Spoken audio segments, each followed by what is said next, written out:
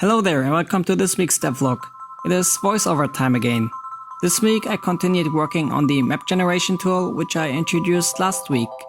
Last time I stopped after being able to generate basic layers from a height map, but the generated layers were looking like a random mess because there was no depth to them.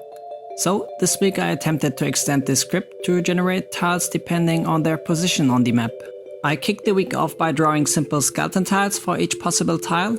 And note that the red parts represent floor and the green parts represent walls. So after I finished creating the skeletons of all tiles that I need, I started thinking about how I can generate them out of code. And honestly, it took me quite a while to come up with an approach, but eventually I got the idea of using a table out of the skeleton tiles that I created. The benefit of this is that I just need to know which main tile was used and can then calculate the position of the tile using the table. Out of intuition, I started writing a Python script where I gave each position tile a name and mapped for each tile the according position in the table.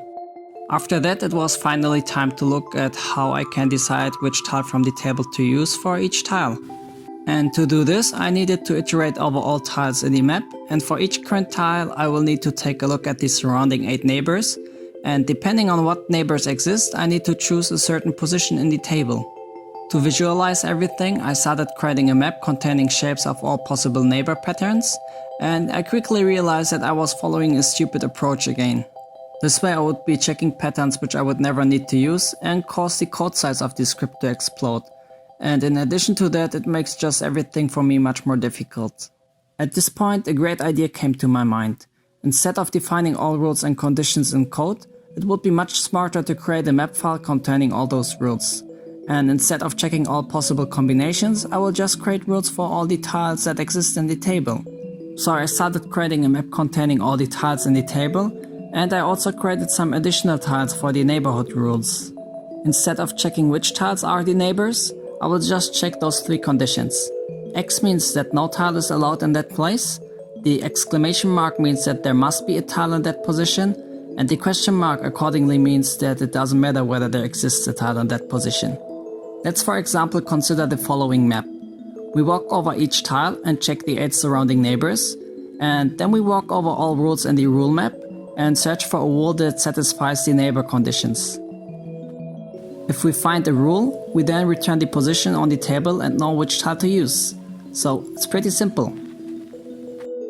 Doing it this way is super convenient because I can easily add new tiles and rules, and I can also easily change the rules later if I want, and I just do that in the map file that I created. I was able to finish most of the code this week, so here's an image of the current progress. But as you can see, there are still a few corner cases missing.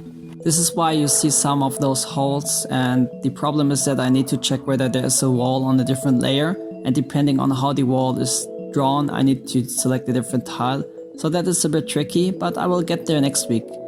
And just for your information, the different colors just represent a different height of the map, so it's a bit easier to see for me. So yeah, that is that, but as you can see I'm almost there. After finishing this up next week, I will also add automatic collision wall generation. Currently I need to create the collision walls myself, which is also tedious work, so hopefully I can work on that next week. Also, I will be writing exams next week and need to finalize my projects, so I may not be able to work a lot, but I will see as usual.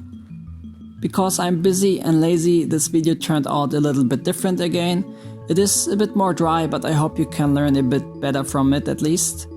I will start editing the video now and take a rest afterwards. So, thank you for watching this video. I hope you have all a lovely evening and I wish you all a fantastic new week. So, I hope to see you again next Sunday, and until then, bye bye!